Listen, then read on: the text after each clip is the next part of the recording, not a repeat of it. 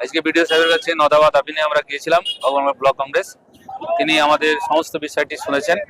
তিনি বলেছেন যে আমি দেখছি যে আবাস যোজনা নিয়ে যে দুর্নীতি মানে 2011 থেকে 2018, 2022, আজকে 2024 চলছে। পুরো আবাস যোজনার যে লিস্ট বারবার হয়েছে, অনেক দুধে জল মিশে গেছে। যেটা যতটুকু পেরেছি আমি এটাকে পরিষ্কার করার চেষ্টা করেছি। উনি এই কথা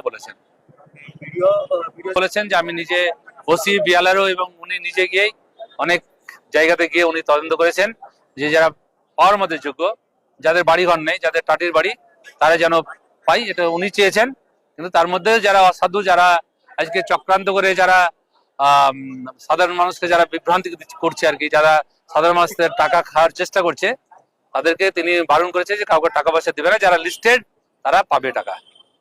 অনেক কাঁচা বাড়ি, তাদের কিন্তু নাম নেই, তাদের ক্ষেত্রে কি?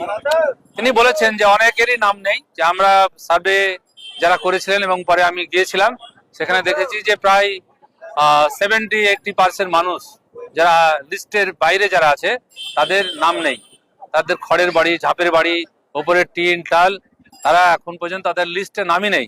তা আমরা বিডিও সাহেবকে বলেছি যে আমরা লিস্ট দিলাম আপনাকে, আবার পুনরায় আমরা একটা লিস্ট করে দিব। কারণ হচ্ছে যে এটা ওরা শিকার হয়েছে 2018 সালে যে পাটের রাজনীতি হয়েছিল, টামাটের রাজনীতি, বিরোধীরা কেউ কন্টেস্ট করতে পারেনি, তখন ওরা একতরফাভাবে লিস্টটা করেছিল।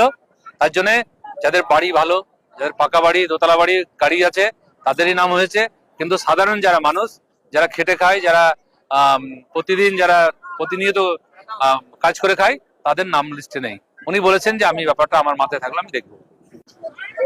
পশ্চিমবাংলার সবাই আমরা জানি যে আবাস যোজনায় কেন্দ্রীয় সরকারের পক্ষ থেকে যে প্রধানমন্ত্রী আবাস যোজনা যে দুর্নীতি হয়েছিল, তার ফলে সেই প্রকল্প রাজ্য সরকারের কাছ থেকে ইউসি না দেওয়ার ফলে বর্তমানে পশ্চিমবাংলার তৃণমূল সরকার নতুন করে আবার 22 সালে আবাস যোজনার দুর্নীতিগ্রস্তভাবে ভুয়ো তালিকা তৈরি করে নিজেদের দলীয় লোকদের গুন্ডা যারা গিরি করে তৃণমূলের, তাদের নাম নথিভুক্ত করে তারা নতুন করে পিডিএফের মাধ্যমে তারা সার্ভে করতে চাইছে। আমরা দেখলাম যে যে সমস্ত মানুষ যাদের এই তালিকায় নাম থাকার কথা, যাদের আবাস যোজনায় যাদের নিজস্ব কোনো বাড়ি নেই, তাদের নাম বাদ দিয়ে যাদের একতলা দোতলা বাড়ি, তাদেরকে আবার অন্তর্ভুক্ত করা হয়েছে এবং তাদের বাড়ি বাড়ি গিয়ে আবার সার্ভে করা হচ্ছে। আমরা বিডিও সাহেবকে আজকে বললাম যে সমস্ত মানুষের মাথা গোঁজার ঠাঁই নেই, বর্তমানে তারা রাস্তায় বা গাছের নিচে যারা বাস করছে, তাদেরকে এই তালিকায় নতুন করে নিয়ে এসে আবারও সার্ভে বা তদন্ত করে সে সমস্ত গৃহহীন মানুষদের আজকে জানে তালিকাতে অন্তর্ভুক্ত করা হয়। তার জন্য আমাদের আজকে এই ডেপুটেশন।